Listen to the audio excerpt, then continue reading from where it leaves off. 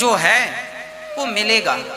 कहते हैं भाग्य में होगा तो भाग कर आ जाएगा, और भाग्य में नहीं होगा तो आया हुआ भी भाग जाएगा। इसलिए जितना हमें मिल रहा है वो हमें हमारे हिसाब का ठीक मिल रहा है। जिस योग्य विधाता ने बनाया ठीक है, संतोष रखो। बेटी ना होना, बेटा ना होना, लोग बहुत रोते हैं, महाराज जी हमें बेटा नहीं है, महाराज जी हमारी बेटी नहीं है। अरे जो है उसमें संतोष क्यों नहीं रखते? एक मैया बोली महाराज जी हमारी 4 बेटियां हैं, एक बेटा हो जाए तो अच्छा है। हमने कहा 4 बेटियां हैं ना, जिनकी एक भी बेटी नहीं है जरा उनसे पूछो, वो कह रहे हैं कि हमारी एक ही बेटी हो जाए तो हमारा काम हो जाए। जिनकी एक भी नहीं है वो एक को तरस रहे हैं, और जिनकी 4 हैं वो भी एक को ही तरस रहे हैं। देखिए, जिसे दुखी रहना है वो किसी भी प्रकार से दुखी रह लेता है, और जिसे पॉजिटिव रहना है, सुखी रहना है, वो किसी भी प्रकार से सुख ढूंढ लेता है। इसलिए सुखी रहा करो, सदा पॉजिटिव रहा करो, नेगेटिव ना रहा करो।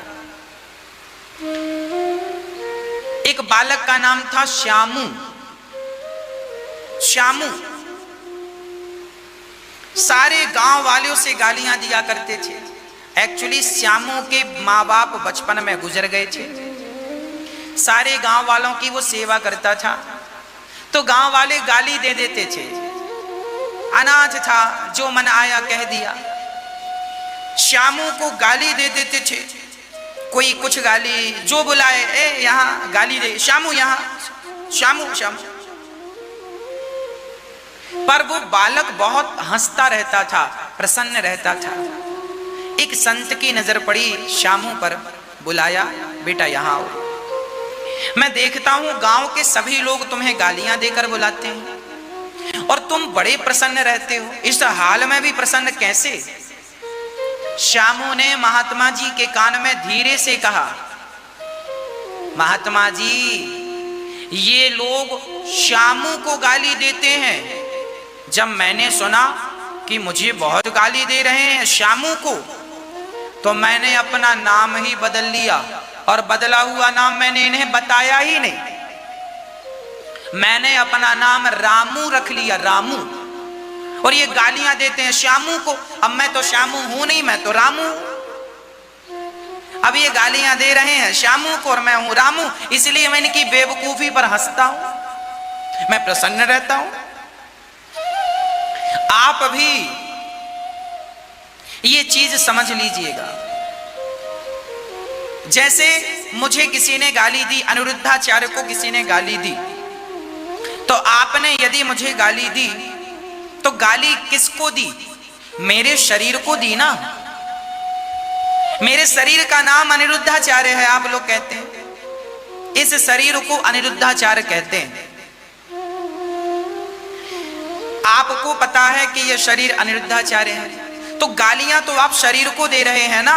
और मुझे पता है कि यह शरीर तो चिता में जल जाना है, तो फिर मैं आपकी गालियों का बुरा क्यों मानूं? जो गालियां आपने दी हैं वो गालियां भी शरीर में चिता के साथ जल जाएंगी। मैं अनिरुद्धाचार्य नहीं हूं, मैं सिर्फ परमात्मा का दास हूं, मैं भगवान का हूं बस। अब मैं क्या हूं ये भगवान जाने, मैं तो भगवान का हूं बस, ये समझ लो। मैं हूं ही नहीं, मैं शब्द जो है वो मेरी डिक्शनरी में नहीं है, ये दास भगवान का है। गालियां शरीर को मिलती हैं, आप देते रहो, गालियां नाम को मिलती हैं। भाई फलाने का नाम राकेश है, तो लोग गाली देते हैं राकेश का ऐसा, राकेश का वैसा, गाली नाम को मिल रही है ना। इसीलिए आप नाम अलग है और नामी अलग है। मेरा नाम अनिरुद्धाचार्य आप कहते हैं, पर नाम से भी मैं अलग हूं कि नहीं? फिर छोटी मोटी बातों को ना यूं टाल दिया करो, प्रसन्न रहा करो, हर हाल में पॉजिटिव रहा करो। गालियां आपको कोई नहीं देता, गालियां आपके नाम को देता। भाई किसी ने आपको कुत्ता कहा और आपने कुत्ता सुनकर भौंकना शुरू कर दिया, तो बताओ उसने क्या गलत कहा? ठीक ही तो कहा। आपको कहा किसी ने कुत्ता, तुम कुत्ते हो, और अच्छा हमें कुत्ता का हमें, और आप कुत्ते की तरह व्यवहार करने लगे, उसको भी गालियां देने लगे, भौंकने लगे, तो बताओ फिर उसने क्या गलत कह दिया? तुम कुत्ते हो सो कुत्ता कह दिया। आप क्यों कुत्ते बन रहे हो, क्यों बुरा मान रहे हो किसी की गालियों का? देने दो ना, वो देने वाला होगा जो होगा, आप क्यों बुरा मान रहे हो? आपकी अज्ञानता का यही तो परिचय है। आप बात बात में गुस्सा करते हैं, छोटी छोटी बातों को माइंड में ले लेते हैं, यही ये अज्ञानता है। ज्ञानी व्यक्ति, समझदार व्यक्ति, विवेकवान व्यक्ति कभी ऐसी हरकत नहीं करता, अनपढ़ों जैसी। नारद जी सुनो, सनकादि कह रहे हैं, नारद जी सुनो, आत्मदेव जी की कोई संतान नहीं थी। अच्छा, जिसके बच्चा ना हो ना, लोग उसे जीने नहीं देते, खास करके बूढ़ी माताएं। जिसके बेटा नहीं है, फिर देखो बूढ़ी बूढ़ी माताएं बैठकर एक ही पंचायत करती हैं, फलाने की बहू की तो बेटा नहीं है, 4 बेटियां हो गई, बेटा नहीं, बेटी है भाई, बेटा नहीं। अरे तुम्हारी बहू की तो बेटा है, तो तुमने कौन सा गढ़ जीत लिया? बेटा पाने से क्या है? आज जिनके बेटा हैं वो भी तो सेवा नहीं करते। 4 बेटा हैं जिन माँ के, 5 बेटा हैं जिन माँ के, 2 बेटे हैं, 1 बेटा है। ऐसी बहुत सारी माताएं, उन माओं की सेवा ये दास अनिरुद्ध करता है गौरी गोपाल वृद्धाश्रम में। जिनके अपने बच्चे हैं, अच्छे कमाते खाते हैं, पर उनकी माँ उन्हें बोझ लगती है, सेवा नहीं करते, ऐसी माताओं की सेवा ये दास अनिरुद्ध करता है। तो बेटा है और बुढ़ापे में गिलास भर पानी देंगे, इसकी क्या गारंटी है? इसलिए बेटों के लिए ना रोया करो, भगवान के लिए रोया करो। जो आंसू बेटों के लिए बह रहे हैं वो भगवान के लिए बहे होते तो वो आंसू भी मोती बनकर भगवान तक पहुंच जाते, जो आंसू तुमने व्यर्थ में गवा दिए।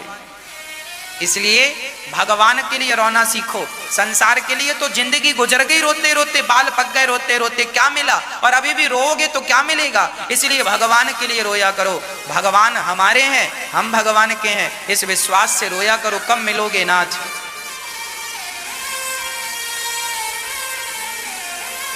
प्रिय भक्तों, आत्मदेव जी महाराज का जब पुत्र नहीं हुआ, संतान नहीं हुई, हम कहते हैं भगवान को बेटा माना करो। जिनके बेटा नहीं है उन पर भगवान की विशेष कृपा है। भगवान उन्हें संसार में उलझाना नहीं चाहते, इसलिए वो सबसे आजाद हैं। भगवान का चिंतन किया करो, हर हाल में प्रसन्न रहा करो। बेटा नहीं है मत रोइए, भगवान तो बेटे हैं आपके, भगवान को बना लो अपना बेटा। हम आपके बेटे हैं, हमें बना लो अपना बेटा। यहां गौरी गोपाल वृद्धाश्रम में माताएं जो रहती हैं, उन्होंने हमें जन्म नहीं दिया, पर फिर भी हम उन्हें अपनी मां मानते हैं और वो हमें अपना बेटा मानती हैं। जब उन्होंने हमें अपना बेटा मान लिया तो आप बेटे के लिए क्यों रोते हैं? भगवान को बेटा बना लो, दास आपका बेटा है। हम सब ये ना सोचें कि हमारे पास ये नहीं है, ये सोचें कि भगवान ने हमें कितना कुछ दिया है। ये शरीर दिया है, क्या यही कम है? क्या ये जोड़ने को 2 हाथ दिए हैं, क्या यही कम है? क्या देखने को आंखें दी हैं, क्या यही कम है? बोलने को वाणी दी है, क्या यही कम है? सुनने को कान दिए हैं, क्या यही कम है? चलने को पांव दिए हैं, क्या यही कम है? फिर भी रोते हो कि बेटा नहीं है। मीराबाई को भी कोई बेटा नहीं था, यशोदा मैया के भी कोई बेटा नहीं था। यशोदा ने कृष्ण को अपना बेटा माना और मीराबाई के तो कोई संतान नहीं थी, उन्होंने कृष्ण को अपना माना। अमर हो गई, उसके बेटा नहीं था, फिर भी वो अमर है और तुम्हारे बेटा है, फिर भी कौन पूछता है? तो बेटों से कोई महान बनता होता तो बहुत सारे बेटा पैदा कर लेते, पर बेटों से महान नहीं बनते। मेरी माँ, भगवान का भजन करके, भगवान को प्राप्त करके व्यक्ति महान बन जाता है। मीराबाई महान बन गई। मेरे तो गिरधर गोपाल दूसरों ना कोई, वो रोती थी पर भगवान के लिए रोती थी। आप और हम रोते हैं, बेटा बेटी के लिए रोते हैं, यही तो विडंबना है। श्री आत्मदेव जी घर छोड़कर निकल गए। रास्ते में एक संत मिले। संत ने कहा, क्यों रो रहे हो? कथम ब्रह्मन् दीन मुखः कुतश्चिन्तातुरो भवान् त्वरितं गम्यते कुत्र कुतश्चागमनं तव। क्यों रो रहे हो? महाराज, मेरे कोई संतान नहीं है। संत ने को फल दिया, बोले बेटे के चक्कर में ना पड़ना, और फिर भी तुम जिद कर रहे हो तो यह फल पत्नी को खिलाना, बेटा होगा। आत्मदेव जी दौड़कर पत्नी के पास गए। लो, संत जी ने फल दिया है, खा लो। धुंधली ने फल खाया नहीं, गाय को खिला दिया, और गाय ने एक सुंदर से बच्चे को जन्म दिया। धुंधली ने अपनी बहन का बेटा खरीद लिया, नाम रखा धुंधकारी। और धुंधकारी अब बड़ा दुष्ट हुआ, और गौकर्ण जी गाय का बच्चा हुआ बड़ा सज्जन, बड़ा संस्कारी, नाम रखा गौकर्ण। धुंधली ने बहन का बेटा पैसा देकर खरीदा, सो नाम रखा धुंधकारी। अब धुंधकारी जब बड़ा हुआ तो अपने पिता की पीठ में 2 लाठी जमाया, बोले पैसे निकालो। आत्मदेव जी रोने लगे, हे विधाता, जब बेटा नहीं था तो भी रोना पड़ा, और आज बेटा है तो भी हमें रोना पड़ रहा है। क्या बताएं, इस संसार में हम सबको रोना तो देखो पड़ता ही है। अच्छा, जब हम रोते हैं तो हम दोष देते हैं किसी को। आत्मदेव जी अब रो रहे हैं, बेटा, संत ने कहा था बेटे के चक्कर में ना पड़ो, पर नहीं माने, बेटा दो, बेटा दो। एक आदमी, उसके बेटा नहीं था तो उसने एक बेटा गोद ले लिया। अनाथ आश्रम में जाकर एक बच्चा गोद ले आया, सारी संपत्ति उसके नाम कर दी, और सारी संपत्ति उसके नाम की। तो वही बच्चा अब अपने बाप को लाठियों से मारता है, बाहर निकालता है। बूढ़ा आदमी रोता है, बेटे ने मार दिया, बेटे ने निकाल दिया। तो हमने कहा, तुम्हारा ही बेटा है? बोले ना, गोद लिया था। हमने कहा, क्या जरूरत थी गोद लेने की? यदि गोद ना लिया होता तुमने बच्चे को तो क्या इतना कष्ट उठाना पड़ता? बोले नहीं। हमने कहा, भगवान ने तो तुम्हें सुखी ही भेजा था, पर तुम जबरदस्ती अपनी बुद्धि लगाकर दुखी हो गए। अरे, जो संपत्ति बेटे को दी वही संपत्ति दान पुण्य में लगाया होता तो आपका धन आपके साथ वहां तक जाता। बना लिया तुमने बेटा, अब रो इसके नाम पर। अब तुम्हारे दुख का जिम्मेदार कोई नहीं है, अब रोइए तुम इसके नाम पर, रोते रहो, कोई आंसू पहुंचने वाला भी नहीं मिलेगा। बिना विचारे जो करे सो पाछे पछताए, काम बिगाड़े आपनो जग में होए हंसाए। हाँ, आज आप किसका भरोसा करेंगे? खुद का जाया हुआ बेटा तो साथ देता नहीं है, भला और किसकी आप गारंटी लोगे? इसलिए आत्मदेव जी रोने लगे। तब गौकर्ण जी ने उन्हें समझाया, पिताजी मत रोइए, पिताजी न देना दोष किस्मत को, किसको दोष दोगे? ये विपत्ति जो आई है, न देना दोष किस्मत को, विपत्ति तो सब पे आती है। न देना दोष किस्मत को, विपत्ति तो सब पे आती है। क्या बताएं, ये जो विपत्ति है ना, ये सब पे ही आती है। हाँ, ये सब पे आती है विपत्ति। किस पर नहीं आई? आप पर भी विपत्ति आएगी, हम पर भी आएगी। कौन है जिस पर विपत्ति ना आई हो? विपत्ति सब पे आती है। इसलिए जब आत्मदेव जी पर लाठियां बरसाई उनके अपने बेटे ने, तब गौकर्ण जी समझा रहे हैं, पिताजी क्यों रो रहे हैं? विपत्तियों के कारण तो विपत्तियां सब पर आई हैं।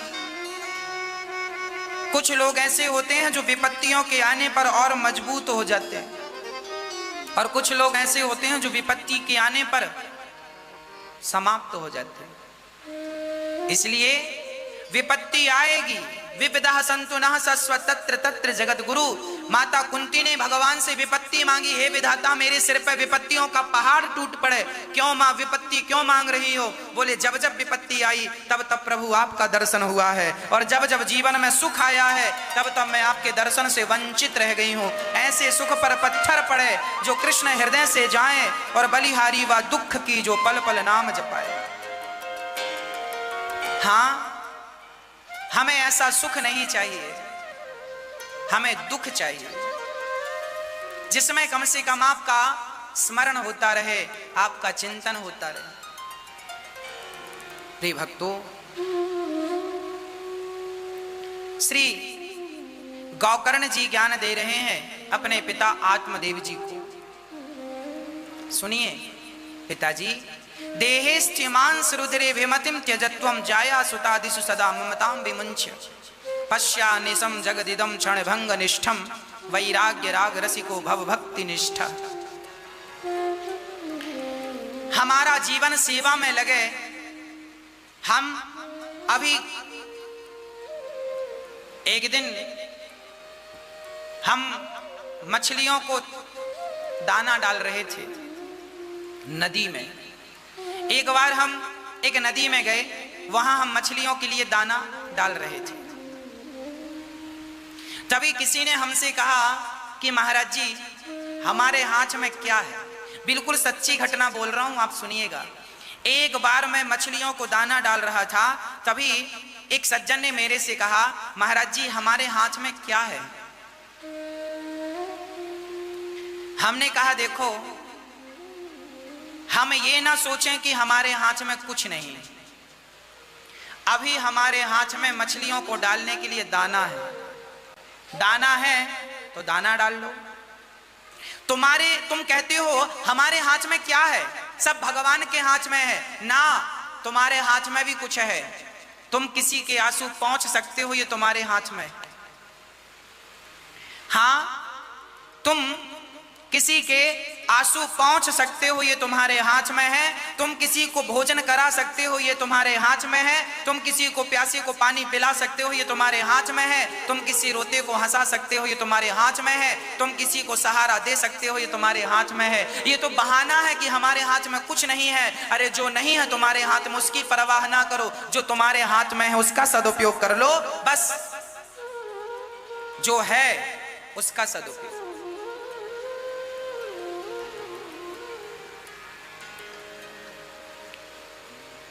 हमारे हाथ में भी बहुत कुछ होता है। प्रकृति को बदलना मेरे हाथ में नहीं है। कोरोना को भगा देना मेरे हाथ में नहीं है, पर कोरोना पीड़ितों की मदद करना मेरे हाथ में है। हाँ, एक नई गंगा को फिर से प्रकट कर देना ये मेरे हाथ में नहीं है, पर बहती हुई गंगा को शुद्ध कर देना ये मेरे हाथ में है। एक नई यमुना प्रकट कर देना मेरे हाथ में नहीं है, पर नई यमुना ना सही बहती हुई यमुना को शुद्ध कर देना हम सबके हाथ में।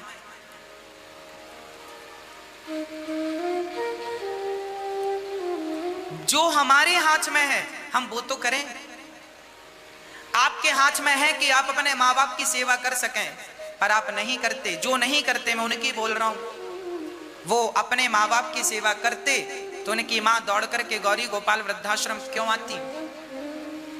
आज मुझे एक मां ने बताया कि मेरे 4 बेटे हैं। वो उस दिन मैया आई थी जिस दिन मातृ दिवस था, मदर्स डे था। उस दिन वो मैया मंच में आई थी। उन्होंने आज मेरे से बताया कि महाराज जी हमारे 4 बेटे हैं और चारों बच्चे हमारे बेटे हमें मारते हैं। मारते हैं बेटे। और जब मारते हैं तो वो मैया यहां आई और ये दास उन मां की सेवा करता। वो मां यहां रहती हैं। ऐसी कितनी माताएं हैं जिन माओं की दुआएं आप लोग लूट रहे हैं। आप भी किसी एक मां का सहारा बन सकते हैं। किसी एक मां को जीवन भर भोजन देने का संकल्प कर सकते हैं। आप भी किसी एक रोती हुई मां को हंसा सकते हैं। जानते हैं बुढ़ापे में जब अपनों का सहारा छूट जाता है तब उस माँ के उस व्यक्ति की क्या गुजरती होगी जिसके सिर पे छत भी नहीं होती होगी। तो आप भी किसी एक माँ के सिर की छत बन करके उसकी छाया बन जाइए। गौरी गोपाल वृद्धाश्रम पूरा माँओं से पैक हो गया है। एक दूसरा वृद्धाश्रम बनाने की जरूरत है जहाँ 1000 माताओं के रहने की व्यवस्था होगी। उन माताओं के लिए आप एक कमरे की छत का योगदान कर सकते हैं, एक कमरे की छत का सहयोग कर सकते हैं, जहाँ माताएं आपकी छाया में अपना बचा हुआ समय व्यतीत करेंगी और उसका फल आशीर्वाद हमें मिलेगा। ये तो हमारे हाथ में है ना। लोग कहते हैं हमारे हाथ में क्या है। अरे किसी का सहारा बन जाना ये आपके हाथ में ही है। जो हमारे हाथ में है वो हम करें, जो हमारे हाथ में नहीं है वो विधाता पर छोड़ दें। प्रभु आगे तुम संभालो, जो हमारे बस का है हम करें। इसलिए ये दास आपसे कहता है किसी एक माँ को आप गोद ले सकते हैं, किसी एक माँ का जीवन भर भोजन देने का संकल्प कर सकते हैं। साथ ही यहाँ गौरी गोपाल अन्न क्षेत्र भी चलता है। यहाँ हजारों संत हजारों गृहस्थी पेट भर के प्रसाद ग्रहण करते हैं। आप भी इन संतों के लिए अन्न क्षेत्र बंटवा सकते हैं। एक दिन का लंगर, एक दिन का भंडारा, एक दिन के अन्न क्षेत्र की सेवा आप ले सकते हैं और यहाँ हजारों साधु संतों के भोजन में आप भी अपना योगदान प्रदान कर सकते हैं। आप भी इन संतों की सेवा से जुड़ सकते हैं। श्री जब नारद जी ने,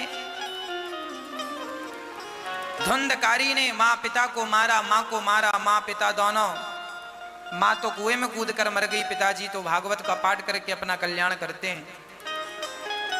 धुंधकारी की 5 पत्नियां 5 स्त्रियों से संबंध रखता है। पांचों ने धन के लोभ में गला दबाकर धुंधकारी को मार डाला। धुंधकारी जब मरा तो प्रेत बन गया। पापी व्यक्ति जब मरता है ना तो प्रेत योनि मिलती है। इसलिए प्रेत योनि से बचना हो तो कभी अपनी माँ, जो अपनी माँ को अपने पिता को सताता है, ऐसा व्यक्ति प्रेत योनि में जाता है। प्रेत योनि में दोनों धुंधकारी चला। गौकर्ण जी ने भागवत सुनाकर उस प्रेत योनि से धुंधकारी को मुक्त किया और प्रेत योनि से निकलकर वह भगवान के धाम चला गया। केवल कथा सुन करके, केवल भागवत सुन करके। भागवत में इतनी ताकत है कि धुंधकारी जैसा पापी भी भागवत सुनकर तर गया। प्रिय भक्तों, जब भागवत सुनकर धुंधकारी तरा तब नारद जी को समझ आ गया, स्पष्ट हो गया कि भागवत सबको तारती है। पापी से पापी गौकर्ण जी ने दूसरी बार भागवत सुनाई। सारे पशु पक्षी सब भगवान के धाम गए और जिसने कथा सुनी और गौकर्ण जी को भगवान ने हृदय से